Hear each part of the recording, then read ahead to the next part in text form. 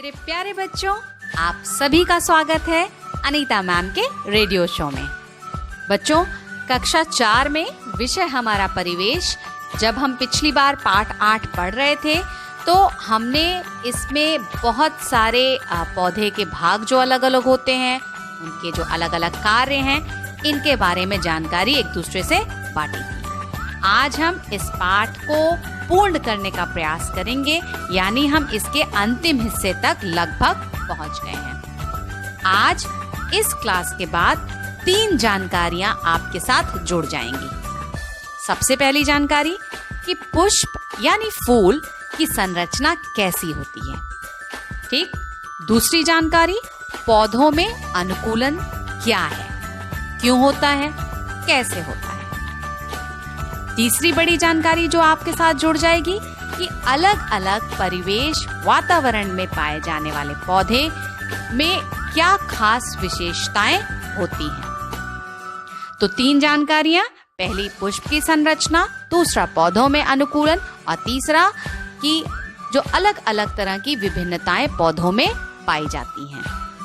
तो शुरुआत करते हैं बच्चों। सबसे पहले फूल की संरचना या पुष्प की संरचना। बच्चों, आपने अपने आसपास, अपने घरों में, घर से बाहर ढेर सारा तरह तरह के फूल देखे होंगे, देखे हैं ना। और कुछ खास चीजें हर फूल में आपको दिखाई देती हैं, चाहे फिर वो गुलाब का हो, चाहे गुड़हल का हो, चाहे अमरूद का हो। सारे फूलों में कुछ खास चीजें हमेशा होती हैं। आप इनको पहचानते भी हैं, पर शायद इनके वैज्ञानिक नाम आपको मालूम नहीं है। तो आज उसी फूल में जिसको आप बचपन से देखते आए हैं, उसी में हम ढूंढेंगे कुछ खास संरचनाएं और उनके कुछ विज्ञान के तौर पे नाम। तो चलिए, गुड़हल का पुष्प अगर आपको मिल जाए तो अपने पास रखिए या उसके बारे में सोचते हुए मेरी बातों को सुनिए। फूल में सबसे पहले वाह्यदल बाहर की तरफ होते हैं।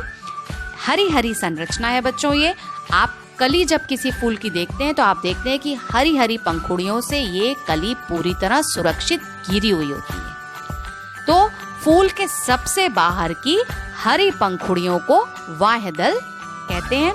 ये फूल को सुरक्षा प्रदान करती हैं बाहर के वातावरण से, कीड़े मकोड़ों से। ठीक। वाह्यदल हरे रंग का। अब दूसरी जो हमको संरचना दिखती है हमेशा, वो होता है फूल का रंगीन भाग। तरह तरह के आपने फूल अलग अलग रंगों के देखे होंगे, और जो रंगीन भाग है हर फूल का, वो उसके दल के कारण होता है। दूसरा भाग दल, यानी कि उसकी पंखुड़ियां जो उसके अलग अलग रंग की होती हैं पुष्प में। कभी आपको लाल दिखाई देंगी, कभी पीली होंगी, कभी किसी और रंग की होंगी। तो ये जो पंखुड़ियां जो होती हैं सबसे आकर्षक होती हैं। फूल की रंगीन पंखुड़ियों को दल कहते हैं, सबसे आकर्षक भाग फूल का। इसी कारण आप फूल तोड़ लाते हैं, अपने टीचर्स को देते हैं। पर बेटा, फूल को तोड़ा मत करिए, क्योंकि फूल सबसे सुंदर अपने पौधे के पास ही लगते हैं। जैसे आप सब खुश रहते हैं अपने मम्मी पापा, अपने परिवार में, वैसे ही फूल भी चाहता है कि वो अपने पौधे से हमेशा जुड़ा रहे। तो मत तोड़िएगा उसे। चलिए बच्चों, तो वाह्यदल हो गए, दल हो गया।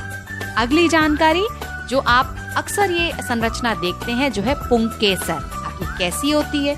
गुड़हल का पुष्प आप देख रहे हैं, चाहे आपके दिमाग में आप सोच रहे हैं, इसमें पतली पतली ट्यूब जैसी संरचनाएं बिल्कुल सेंटर में बीच से निकलती हैं, जिनका सिरा ऊपर की तरफ क्या होता है, हल्का सा फूला हुआ। कई सारी ऐसी संरचनाएं बीच में आप देखेंगे, इन्हीं को हम कहते हैं पुंकेसर। ठीक। पतली पतली लंबी लंबी संरचनाएं जिनके सिरे फूले होते हैं।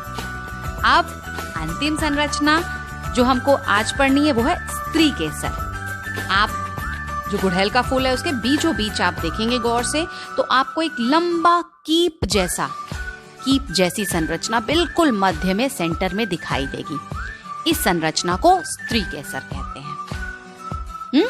तो जो पुष्प आज तक आप बचपन से देखते आए हैं, उसके आपने 4 हिस्सों में आप 4 भाग उसके आप अब ढूंढना शुरू करिए। कहाँ उसका वाह्यदल है, कहाँ दल है, कहाँ उसका पुंकेसर है, कहाँ स्त्री केसर। और जब ये चारों भाग आप किसी भी फूल के देख के अलग कर पाएंगे, तो ये मान के चला जाता है कि अब आप पुष्प की जो बेसिक संरचना है उसको समझ चुके हैं, जान चुके हैं। अगली चीज जो फूल से ही जुड़ी है वो है उसका फल। फूल ही आप देखते हैं कि फल में परिवर्तित हो जाते हैं पौधों में, और फल में ही क्या लगते हैं, फल के अंदर ही क्या होते हैं, बीज। कभी कभी पूरे फल में एक बीज होता है तो कभी कभी फल में कई सारे बीज होते हैं। इन्हीं बीजों से फिर से क्या बन जाता है, पौधा। तो समझिए कि फूल का कितना बड़ा महत्व है। फूल से ही फल बनेगा, फल से ही बीज बनेगा, बीज से ही नया पौधा बनेगा। यानी पौधे के वंश को आगे बढ़ाने के लिए, उसकी वंश वृद्धि के लिए फूल एक बहुत ही महत्वपूर्ण अंग है पौधे का। तो फूल बहुत महत्वपूर्ण है, इसको हम बिल्कुल भी नकार नहीं सकते। फूल जितना सुंदर देखने में लगता है उतना ही उसका जरूरी काम भी होता है। पौधे की वंश वृद्धि यहीं से होती है। तो यहाँ तक अभी हमने पढ़ा फूल की संरचना और फूल के महत्व के बारे में। तो इतनी जानकारी आपकी मान के चलते हैं कि इस कक्षा के आधार पे आपको होनी चाहिए, और हो गई। तो अब हम आगे बढ़ने के लिए तैयार हैं। आगे बढ़ते हैं बच्चों, और अब हम जानेंगे एक नया, बिल्कुल मैं ये तो नहीं कहूँगी नया, क्योंकि आप इन सब चीज़ों को अक्सर देखते आए हैं और आप महसूस भी करते आए हैं, पर जानकारी नहीं है ये आपके लिए। ठीक, तो अब इस जानकारी को हम नाम देते हैं पौधों में अनुकूलन। पौधों में अनुकूलन। अब बच्चों कुछ सवाल मेरे, और इन सवालों को आप सोच समझ के उत्तर देने की कोशिश करिएगा। सबसे पहले, आपने कई तरह के पौधे देखे हैं अपने अगल बगल, देखे हैं ना। कुछ पौधे जल में पाए जाते हैं, नाम बताइए कौन कौन से पौधे जल में होते हैं। सबसे पहले आपके दिमाग में कमल ही आया है ना। ठीक, कुछ पौधे आपने ऐसे देखे होंगे जो मरुस्थल में, यानी उन जगहों पे पाए जाते हैं जहाँ पे पानी कम बरसता है, गर्मी बहुत ज्यादा होती है। बताइए, बड़ा कटीला पौधा होता है, आपने अपने घरों में भी अक्सर देखा होगा।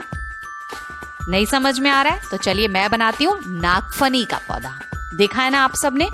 तो पहला एक पौधा आप जल में सोचिए, कमल का। दूसरा एक नागफनी का पौधा जो सूखे जगहों पे पाया जाता है। अब तीसरा पौधा आपके घर के आसपास जो जमीन पे है, आम का मान लीजिए। क्या ये तीनों पौधे आपको सब एक जैसे दिखते हैं? मतलब पौधे तो तीनों ही हैं, चाहे जल में हो, चाहे मरुस्थल में हो, चाहे आपके जमीन पे आपके घर के आसपास आम का पेड़ हो, पर तीनों में कुछ समानताएं हैं तो बहुत सारी चीजें अलग भी हैं। क्या आप मुझे बता सकते हैं क्या आपको अलग लगता है? आम की पत्ती हो, कमल की पत्ती हो, क्या अलग है इनमें? जी, आपने जो कमल की पत्तियां देखी हैं उसमें आप देखते हैं वो पत्तियां काफी चौड़ी चौड़ी होती हैं और उनकी सतह पे ऐसे लगता है जैसे मोम लगी हुई है। देखा है ना? पर आम की पत्तियां ऐसी नहीं होती हैं, वो उतनी चौड़ी नहीं होती हैं और उनके सतह पे ऐसा मोम जैसा कुछ आपको कभी महसूस नहीं हुआ। तो ये आज हम समझने का प्रयास करेंगे क्या अलग होता है अलग अलग परिवेश में जो अलग अलग पौधे पाए जाते हैं और ऐसी विशेषताएं उनकी क्या मदद करती हैं। ठीक, तो जैसे कमल का पौधा आपने देखा पानी में पाया जा रहा है, तो इसकी जो तना होगा काफी मुलायम सा होता है, हल्का होता है, इसके अंदर हवा भरी होती है, इस कारण ये आसानी से पानी में तैर पाता है। ठीक है ना? पत्तियों में मोम जैसा लगा रहती है, कुछ मतलब मोम जैसे मोम पाई जाती है। अब ये मोम क्यों इसलिए है कि जब मोम लगी है तो वो पत्ती पानी में आसानी से सड़ेगी नहीं, काफी दिन तक रह सकती है पानी में वैसे ही।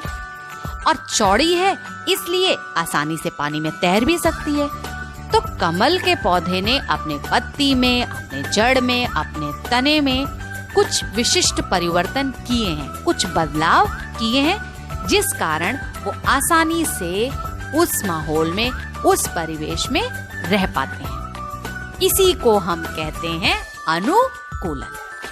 इसी को हम कहते हैं अनुकूलन, यानी अपने परिवेश में, अपने वातावरण में अपने आप को अच्छे से ढालने के लिए जो भी परिवर्तन संरचनाएं किसी पौधे के साथ जुड़ जाती हैं वो सारी जो होती हैं अनुकूलन के अंतर्गत ही आती हैं। वो सब अनुकूलन के ही उदाहरण हैं। ठीक, तो अनुकूलन माने अपने परिवेश में अपने आप को अच्छे से रखने के लिए जो भी परिवर्तन होते हैं या पाए जाते हैं, उन सारे परिवर्तनों को हम अनुकूलन कहते हैं। पौधों में हो रहे हैं तो हम कहेंगे पौधों में अनुकूलन। ठीक, तो ये हो गई किस चीज के बारे में जानकारी कि अनुकूलन क्या है। मैंने नागफनी के पौधे के बारे में भी आपको बताया, तो इसकी चर्चा हम थोड़ा आगे चल के करेंगे, पर ये तो आप मोटे तौर पे जान ही गए कि अनुकूलन माने क्या होता है। जान गए ना?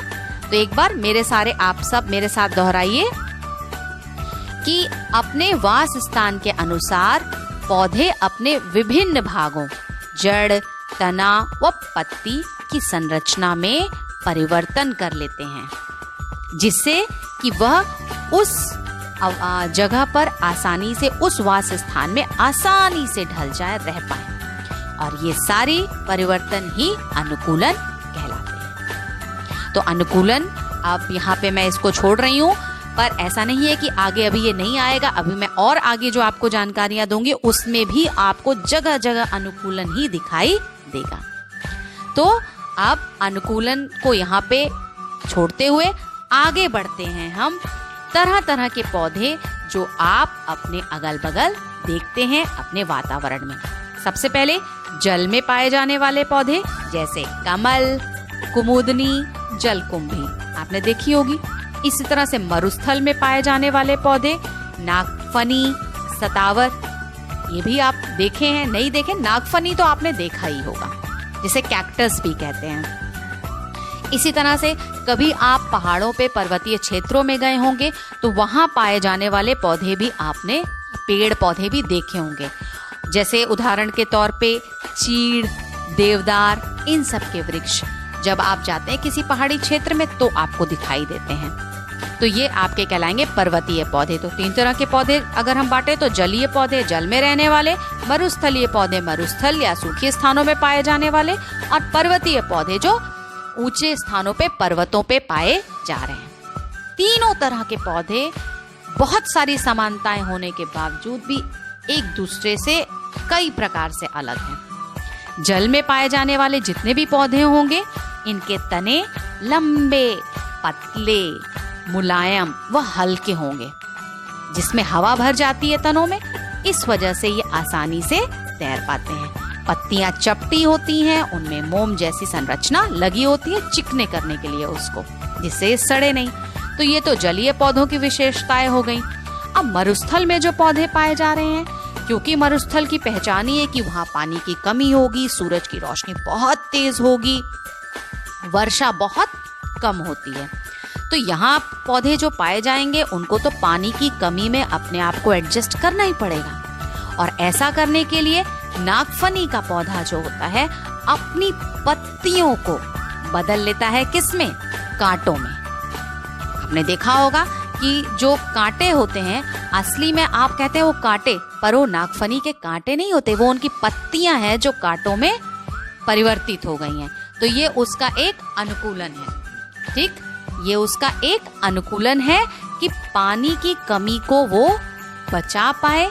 वाष्पोत्सर्जन, जो मैंने आपको प्रक्रिया बताई थी ना कि पानी पत्तियों से वाष्प बन के उड़ जाता है, इस प्रक्रिया को कम करने के लिए वो अपने आप पत्तियों को बदल देते हैं, किसमें? कांटों में।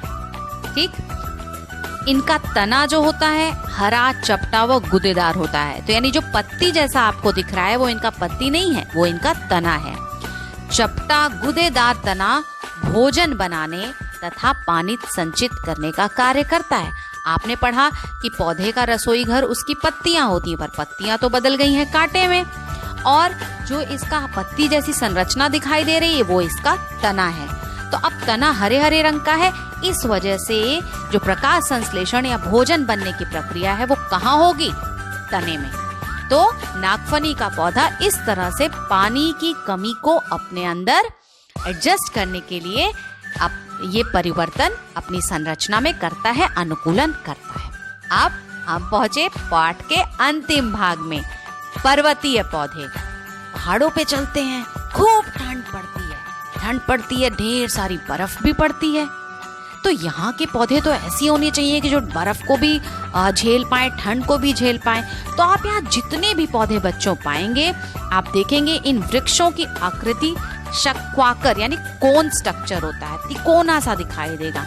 इनकी पत्तियां सुई की तरह नुकीली होती हैं। ऐसी संरचनाओं के कारण पहाड़ों पे जो बर्फ गिरती है वो इन पर रुक नहीं पाती और आसानी से सरक करके नीचे आ जाती है और ये सदैव हरे भरे रह पाते हैं। पर्वतीय क्षेत्रों में जो ये शंक्वाकार वृक्ष पाए जा रहे हैं, ये मदद करते हैं उनकी बर्फ जब गिरती है तो उससे सुरक्षित रहने में।